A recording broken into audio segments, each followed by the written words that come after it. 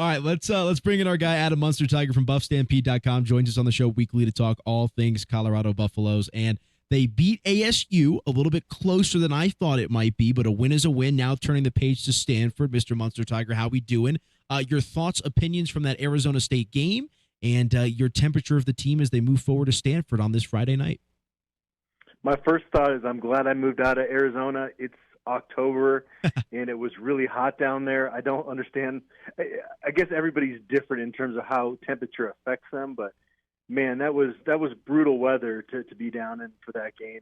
I thought pregame it was not quite as bad as Fort Worth, but as the game got closer, it actually even seemed to be worse. But no, it was an ugly performance. There's no question about that. Coach Prime, his reaction says it all. This just wasn't what they wanted to do going down there, because we talked about it last week. We've talked about it a lot of weeks on your show, every week except for after the TCU game was the fact that this team just continues to get out to slow starts, and that was an issue that caught up with them against really talented teams in Oregon and USC, and then going down to ASU, it almost caught up with them again, but ASU is just not a good football team right now. They're in total rebuild mode. They have a ton of injuries. They're down to their third-string quarterback, and he's a better third-string quarterback than most people have. But still, you should have won that game by double digits, and that was kind of the sentiment that Coach Prime had after the game. But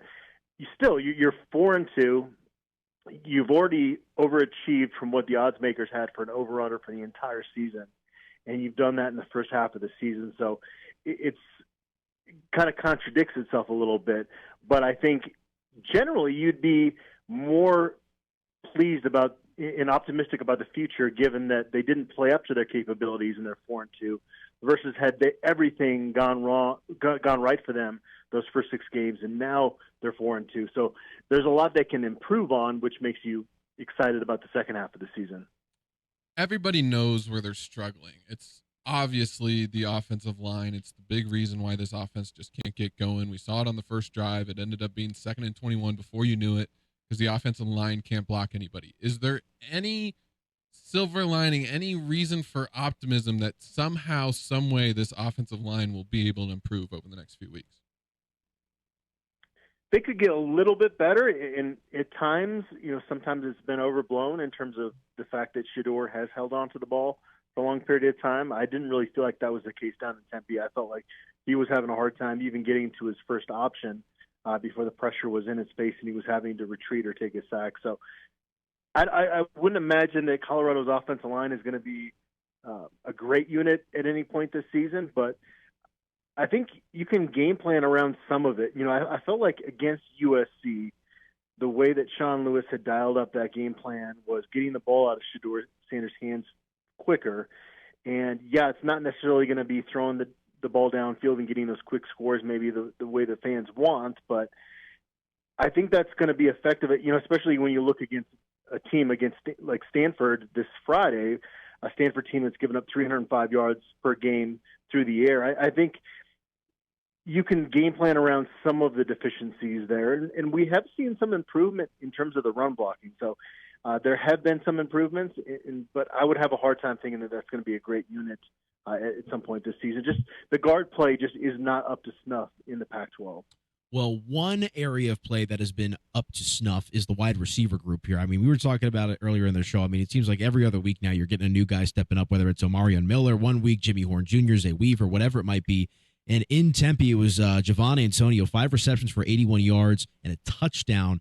I mean, what do you just make of the depth of this wide receiver corp as a whole, and specifically with Antonio kind of having his big coming out party against Arizona State? I know there's also maybe some speculation that maybe he could end up playing tight end at one point or the other, but the depth with CU at wide receiver is as good as it's been in a long, long time. Yeah, and they get Travis Hunter back this week, so it's even deeper than it was last week in Tempe. And I asked Shedeur Sanders, was this just Javon Antonio's time? Because this was a guy that we saw perform really well in the summer, and Terrell Owens took him under his wing during camp, and we thought he was going to be not necessarily first or second on the team in receptions, but was going to be a big playmaker for this team. And we didn't see it, and part of that was that he missed some action due to injury. But against USC, he was clearly not in the game. There were a couple balls thrown his way where there just wasn't an effort you would normally see from a guy you'd expect to be a top level receiver at this level. And he bounced back after that adversity, and credit to him. And it does go to the depth, because Shedeur Sanders then told me, no, it wasn't his time. It was the fact that the defense was focused on Zay Weaver, and that's why I was able to, get the ball to Giovanni Antonio late in that football game. And so now you put Travis Hunter in there, and maybe Zay Weaver is that next option that's not getting quite as much attention, or Jimmy Horn Jr., or you have Omari and Miller in the game. So it's kind of a trickle-down effect, like I was talking with Brian Howell in some of our videos this week, that at the receiver position, when your top guy is elite, man, that opens up a lot of things for your offense. And so having Travis Hunter back out there should help Giovanni Antonio and all those guys. Yeah, let's talk about Travis Hunter here for a second, because we were debating in the last segment, because it looks like there was speculation that maybe Coach Prime was going to hold him out until after the bye. We'll see if he plays tomorrow, but it looks like he's trending in that direction. It sounds like if he is going to play, he will be playing at wide receiver, and maybe somewhat frequently. But what do you make of maybe holding him back from playing two ways? Is that, do you think, in the cards here for CU, or do you think if Travis Hunter is ready to go, they're going to let him go at wide receiver and at cornerback in regards to protecting the player and making sure that he's not doing too much too quick? One of the reasons that Travis Hunter committed to play for Coach Prime, and he committed to Jackson State, sent shockwaves across college football, that an HBCU can land a five-star guy, a number one ranked overall recruit, and a guy that people talked about being a future first-round pick potentially on either side of the ball, was that Deion Sanders knows what it's like to be a special athlete. And Coach Prime is not willing to hold Travis Hunter back. Now, there was a medical situation, obviously, after the big hit in the CSU game, and you have to be smart about it. You have to look long-term at that point.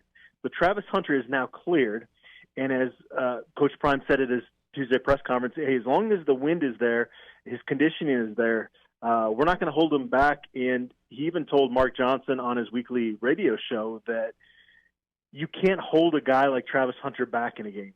If he's going to play, he's going to play, and you're going to let him loose, because that's what brings out the best in him. If he stands on the sideline, you start to get a diminished product on either side of the ball where you're playing him. So he is a unique talent, and in that sense, you treat him differently than a normal guy back that you would maybe have on a pitch count. With Travis Hunter, if he's good to go, you go out there and you let him do his thing.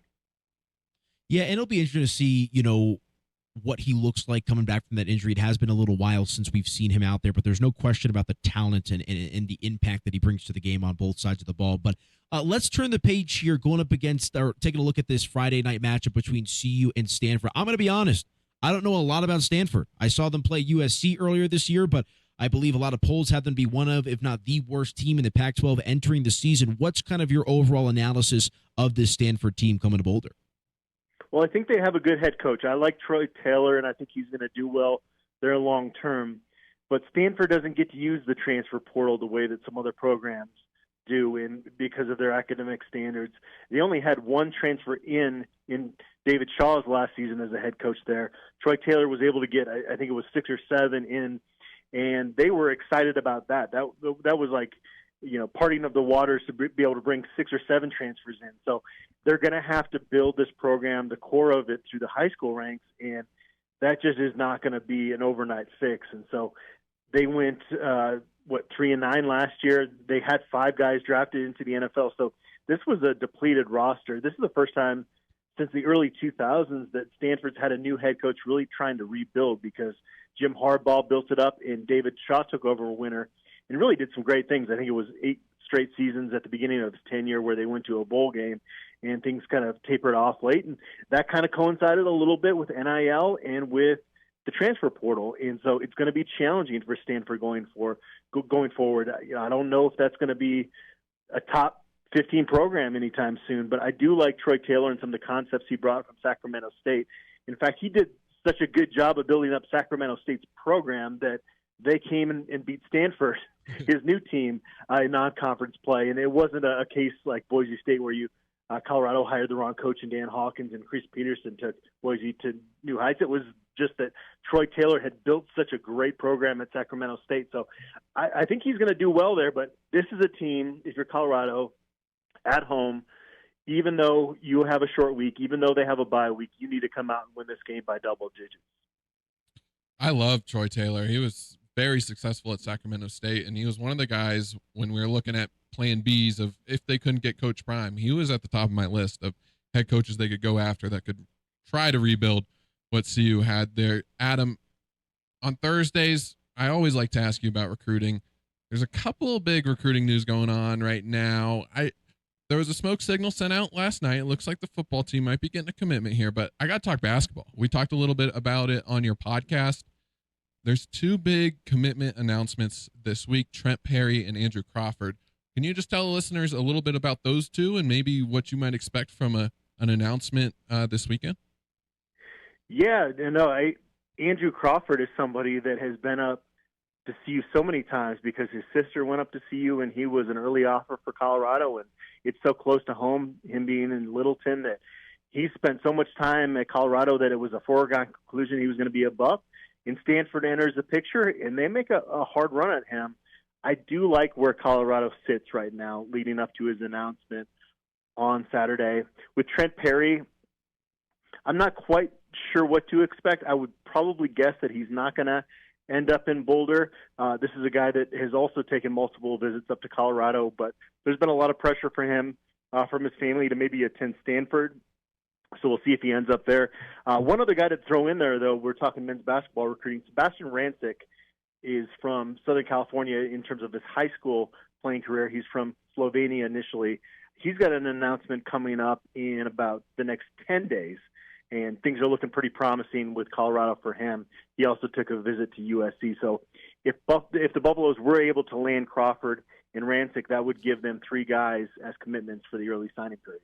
Well, we're excited. Obviously, the football program. Andrew Crawford's from my alma mater, high school alma mater, Thunder Ridge. Look at that. The top-ranked Colorado recruit in the state. That'd be a good get. All things Colorado right now, man. It's the place to be in college sports and, just sports in general right now. But Adam Munsterteiger, he is the publisher of BuffStampede.com. Do yourself a favor. Check out his site. Follow him on Twitter as well for all things Colorado Buffaloes. My friend, thank you so much for a few minutes of your time. We'll do it again next week, and we'll see how tomorrow night's game shakes out. Always enjoy it, guys. Thank you. Yes, sir.